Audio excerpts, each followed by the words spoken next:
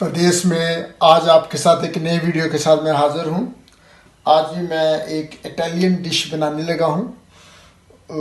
उसके लिए उसका जो नाम है वो है स्पैगेटी बोलोनेज़े। असल में इस इटालियन डिश की जो मेन जो बनाने वाली तरकीब है वो है बोलोनेज़े। ये इटालियन नेम है और अच्छा बोलोनेज़े अगर बना हो तो फिर आप उसके साथ चाहे स्पैगेटी उबाल लें, चाहे उसके साथ बच्चे ज़्यादातर नूडल पसंद करते हैं वो उबाल लें, पाइप नूडल उबाल लें, जो भी आप पसंद करें।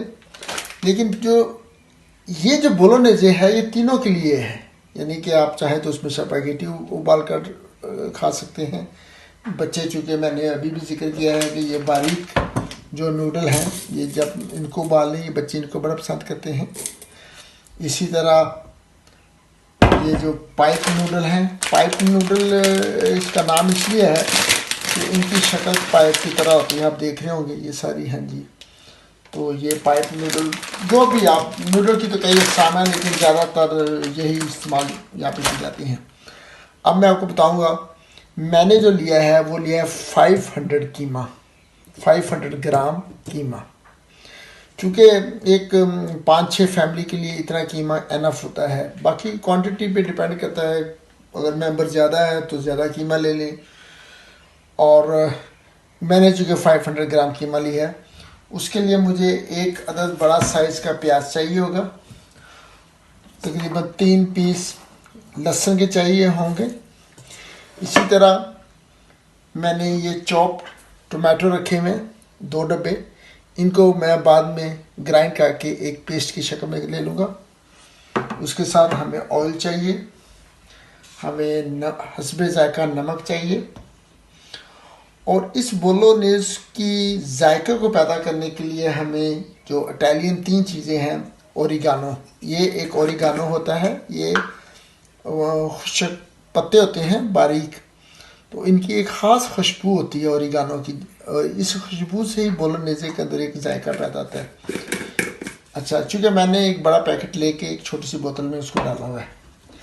इसी तरह ये मिक्स्ड हर्ब्स, ये भी मुख्तलिफ़ किस्म की जड़ी बूटियाँ होती हैं, उनको उनके पत्तों से इसको जो है वो ये मुख्तलिफ़ किस्म के मिक्स हर्ब्स, अगर आप इसको हिकमत की नज़र से देखें तो ये बहुत ही मुफीद चीज़ें हैं। ये चीज़ें तो ये भी खुशबू पैदा करते हैं, जायका पैदा करते हैं और अफादियत के लिहाज से बहुत मुफीद है।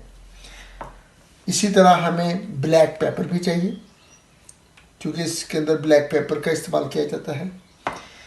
ये जो कुटी हुई मिर्च है ये हम एशियन, चूँकि मैंने पहले भी जिक्र कर चुका हूँ बाज़ खानों में, चूँकि हमें अब एक आदत है तेज़ तीखा खाना खाने की, वैसे इटालियन ही डालते ही है, लेकिन मैं थोड़ी सी डाल लेता हूँ ताकि जो हमारे तीखा खाने वाले लोग हैं उनको ज़रा बोलोनेज़े का ज़रा करारा सा नजर आए। वैसे तो बोलोनेज़े इसके बगैर ही पकाया जाता है, लेकिन अगर आप पसंद करें तो ये भी मैं भी थोड़ी सी डालता हूँ, ज़्यादा नहीं डालता। तो अब मैं आपको इसका बनाने का तरीक़ा सिखाऊँगा। पहले हम चीज़ें तैयार कर लेंगे और इसी तरह हम कीमे को ऑयल, लहसुन और प्याज में अच्छी तरह भून लेंगे, ताकि ठीक है मैं लैम का कीमा इस्तेमाल करता हूँ, ख़ुद लैम कटवा के उसका कीमा करवाता हूँ। उसके अंदर एक बकरे की ख़ास स्मेल होती है, तो वो अगर आप अच्छी तरह जो है वो इन चीज़ों से भून लेंगे, प्याज और इसी तरह लहसुन के साथ थोड़ा सा अदरक भी डाल लें, लेकिन अदरक वो फिर वो बोलोनेज़े की वो चीज़ नहीं पैदा होती, मैं नहीं डालता।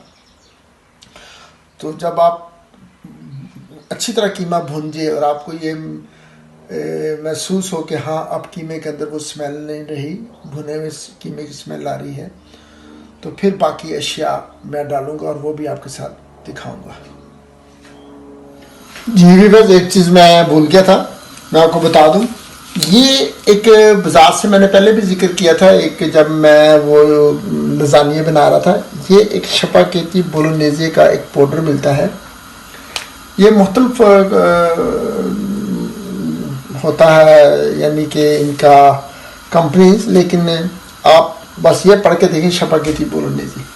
ये जो पाउडर होता है ये भी स्पैगेटी को पकाते वक्त जब हम सारी चीज़ डालेंगे तो ये भी डालेंगे, इससे भी स्पैगेटी का जायका पैदा होता है।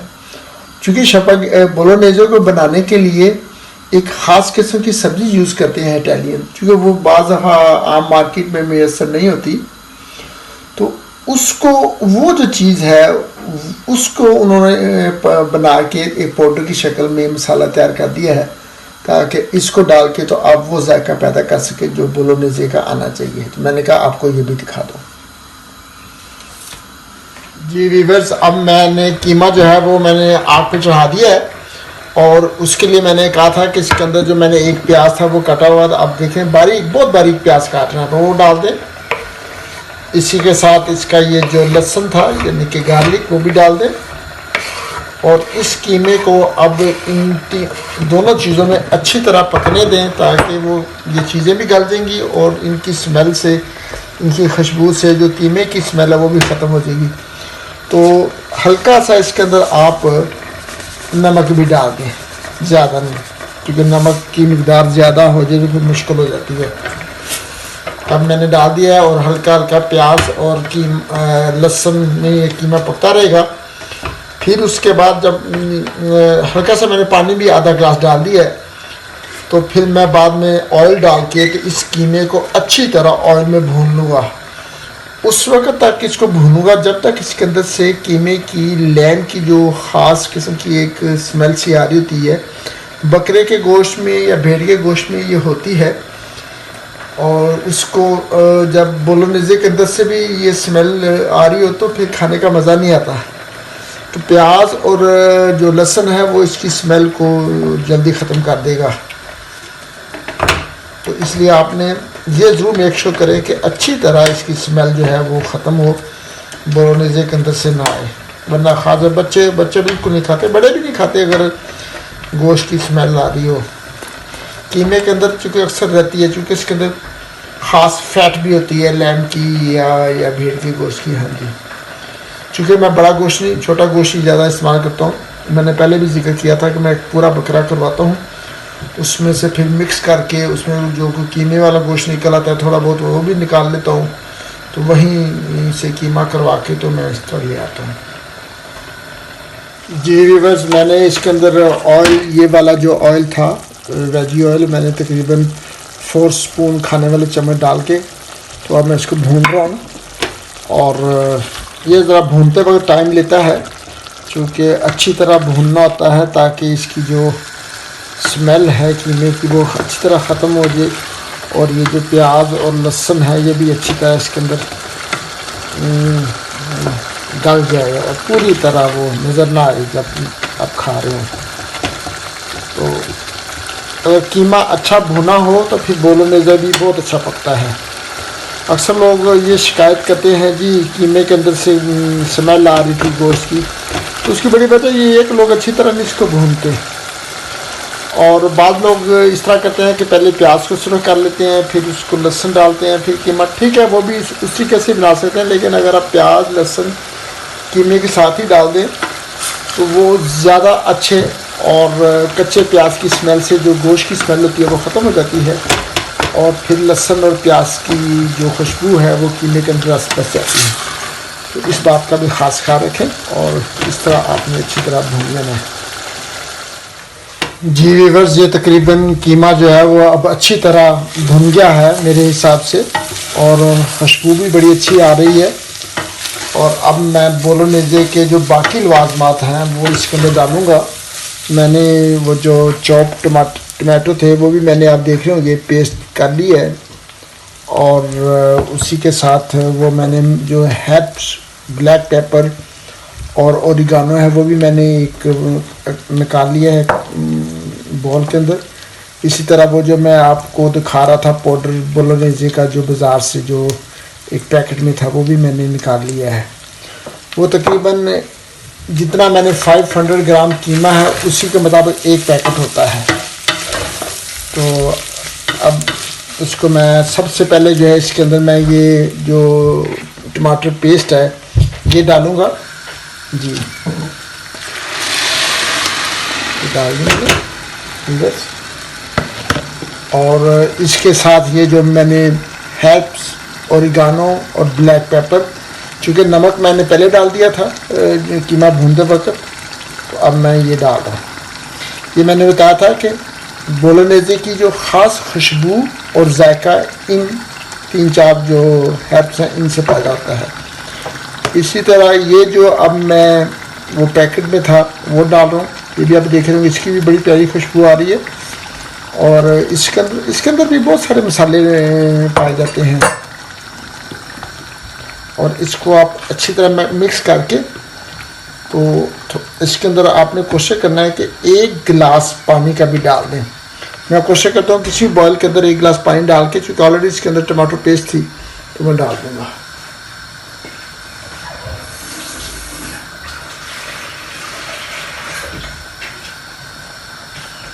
जी वीवर्स, ये मैंने 1 गिलास पानी ले लिया है और ये इसके अंदर डाल दूँगा। चूँकि ये जो पाउडर है ये बड़ी तेज़ी के साथ इस बोलोनेज़े को खुश्क कर देता है, तो इसलिए इसको अच्छी तरह अब हमने, और ये तकरीबन आपने 1 घंटा मिडिल आंच पे पकने देना है और साथ साथ हिलाते भी रहें, चूँकि ये नीचे लग जाता है। फिर जब आप इसकी जब 1 घंटे के बाद आपको इसका रंगत और इसकी एक ख़ास बोलोनेज़े की खुशबू आपको महसूस होगी। बाद लोग क्या करते हैं, फ़ौरन मिलाया, 10-15 मिनट हल्का सा उनको आंच पे पकाया और उतार दिया। नहीं, मिनिमम मैं कह रहा हूँ, मैक्सिमम नहीं, मिनिमम कह रहा हूँ, आप 1 घंटा ज़रूर इसको मिडिल आंच पे पकाएं अगर आप एक अच्छा और जायकेदार बोलोनेज़े खाना चाहते हैं। हर खाने की बनाने की एक तरकीब है, उसका पकने का एक टाइम है, तो जो खाना या जिस तरतीब से बनाना हो उसी तरतीब से बनाना चाहिए। हाँ, उसके अंदर कोई इजाफी नुस्खे लगाने हो, मसाला ज़्यादा डालें वो डाल लें, लेकिन उनकी पकने की जो टाइमिंग है उसको ज़रूर पूरा टाइम दें। कीमा तकरीबन ऑलरेडी भुन चुका हुआ है। अब ये जो टमाटर पेस्ट और ये जो चीज़ें हैं, चूँकि टमाटर पेस्ट तो कच्ची है ना, और वो जब पूरी तरह पक जाएगी तो बड़ी ही खूबसूरत कलर में आपको दिखाई देगी। अब देखें, इस टाइम कलर देखें और पकने के बाद का कलर मैं आपको दिखाऊंगा जी। अब मैं इसको ढक देता हूँ, क्योंकि मैंने इसके अंदर तकरीबन 1 गिलास पानी भी डाल दिया है और आँच मैं मिडिल आँच कर देता हूँ। ये देखिए, मिडिल आँच कर दी है। तो अब मैं 1 घंटा बस थोड़ी थोड़ी देर के बाद आके इसको मिक्स कर दिया करूँगा ताकि नीचे ना लगे। जी व्यूअर्स, जितनी देर आप बोलोनेज़े तैयार होगा उसके साथ साथ मैं जो नूडल हैं, ये छोटे वाले नूडल जो मैंने आपको बताए थे, इनको बॉईल कर लूँगा। आज बच्चे कहते हैं छोटे वाले नूडल खाने हैं, तो उसके लिए मैंने तकरीबन आधा इंच का पानी का लिया है। इसके अंदर मैं तकरीबन 2 स्पून जो हैं वो खाने वाला ऑयल डाल दूँगा। और ऑयल क्यों डाला जाता है मैं आपको बता दूं, क्योंकि ये जो नूडल जब इसके अंदर बॉयल होंगे तो आपस में वो चिपकते नहीं हैं, बिल्कुल एक एक जो नूडल है वो अलग रहता है ऑयल की वजह से।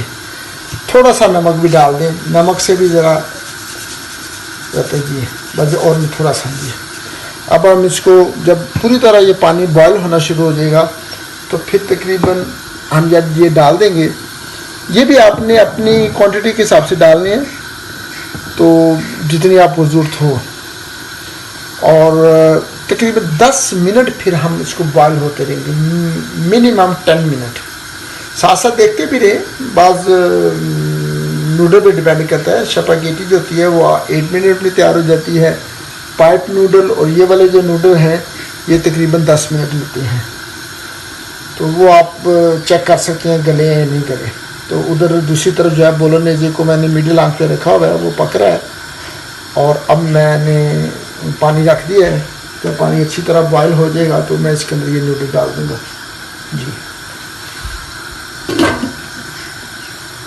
जी व्यूअर्स। अब ये पानी जो है बॉयल हो रहा है, तो मैं इसके अंदर फर्स्ट जो वो नूडल हैं वो डाल रहा हूँ जी। मैंने पहले भी जिक्र किया था कि जितनी आपकी क्वांटिटी हो खाने वाले लोगों की, तो उस हिसाब से आप नूडल डाल लें।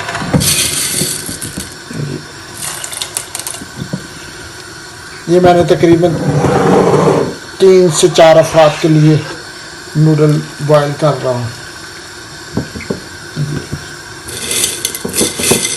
और ये तकरीबन अब 10 मिनट तक मैं इनको बॉयल होने दूंगा। ऊपर ढकना देने की ज़रूरत नहीं, इसी तरह बॉयल होने। टाइम नोट कर लें, मैंने टाइम नोट कर लिया है। पूरे एग्जैक्ट 10 मिनट के बाद, क्योंकि मैं तो पकाता रहता हूँ और मुझे तकरीबन हर नूडल का अंदाज़ा है कि कितना टाइम लेता है, इसलिए मैं तो देखता भी नहीं हूँ। 10 मिनट के बाद ऑटोमेटिकली मैं पानी जो है मैं निकाल देता हूँ।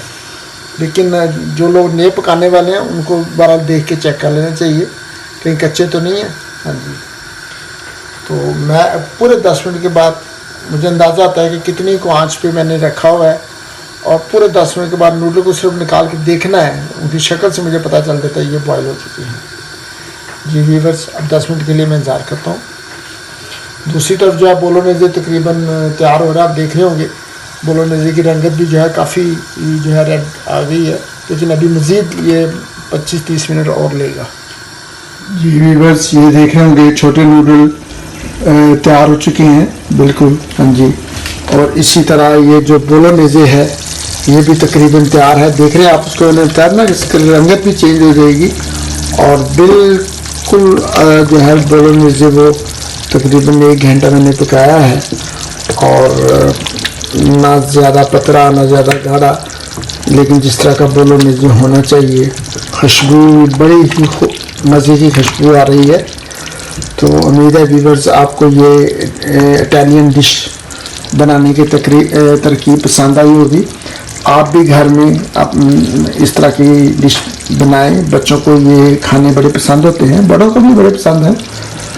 तो मेरी इस वीडियो को भी लाइक करें और अपने कमेंट्स भी शेयर करें, और इसी तरह मेरे चैनल को भी सब्सक्राइब करें। मैं बार बार ये बात कह चुका हूँ कि आपकी एप्रिसिएशन से मैं मज़ीद अच्छी वीडियो आपके सामने पेश कर सकता हूँ। लेकिन अगर अपने कमेंट्स आप भेजेंगे, इसी तरह मेरे चैनल को सब्सक्राइब करना ना भूलें।